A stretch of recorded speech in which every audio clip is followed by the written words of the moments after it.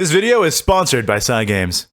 Hey there, my name is Ignideus, I'm a Shadowverse YouTuber, and welcome to Shadowverse Beginner's Guide, a video series to help you newer players out there get started with Shadowverse. Today we're taking a look at Dragoncraft, its core themes and mechanics, and what kind of archetypes are born from them. Dragoncraft, as its name implies, revolves around dragons. Typically, if it's a large and powerful force of nature, but especially if it has scales, it belongs in Dragoncraft.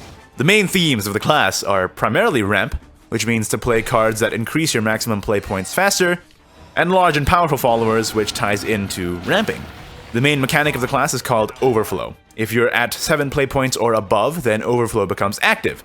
And when Overflow is active, some cards have an additional effect. You can see how this ties into the theme of ramping your play points up faster, since you'll be able to activate Overflow sooner. With that in mind, what kind of archetypes can you expect to see from Dragoncraft? And which types of cards are important to those archetypes? Well, the predominant archetype in Dragoncraft is Ramp Dragoncraft, which makes use of the class's main mechanic and themes of ramping and building up to large followers to its advantage. Dragon Oracle, which is a card that gains you an empty play point orb, is one of the key cards in this archetype, and it's also in the basic set, meaning that it will never rotate out of rotation and will always remain a relevant staple to this archetype. And huge threats such as Ouroboros are also key. One of the advantages of Dragoncraft is that because of the play point ramp mechanic, the class can also make more effective use of not only giant Dragoncraft followers, but powerful late-game neutral cards as well. Cards such as Zeus, which is a powerful neutral finisher, but it's easier to run in Dragoncraft because you can play it earlier than turn 10. There are several variants to ramp Dragoncraft. The one we're looking at now is a more control-based style, more based on removing the opponent's threats and consistently playing your own large threats in return, and beating your opponent down that way. Another variant is a more combo-oriented style that aims to deal massive damage in one turn using late-game combo pieces. In this case, you would ramp again with Dragon Oracle and other such ramp cards, before going for a powerful late-game burst of damage, in this case Queen of the Dreadsea, which can reduce your Azidahaka, which is a storm follower, to 0 play points, allowing you to play it and attack the opponent's leader directly for a large amount of damage, hoping to end the game that way. Of course, you can mix and match parts of the two, and these are only 2 variants of Ramp Dragoncraft. There are other ways to play around with your deck construction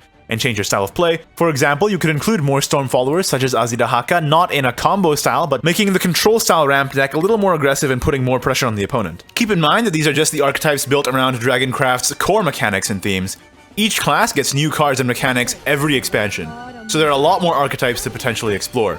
Feel free to look through my other videos where I showcase a ton of different decks if you're looking for more varied ways to build and play Dragoncraft. And with that, I'm going to wrap up this Shadowverse Beginner's Guide to Dragoncraft. Like the video if you did, don't if you didn't, subscribe for more Shadowverse content in the very near future, and I am going to be doing more of these Beginner's Guides for the other classes as well, so stay tuned for that. Thank you very much for watching, and I will see you next time. Bye-bye.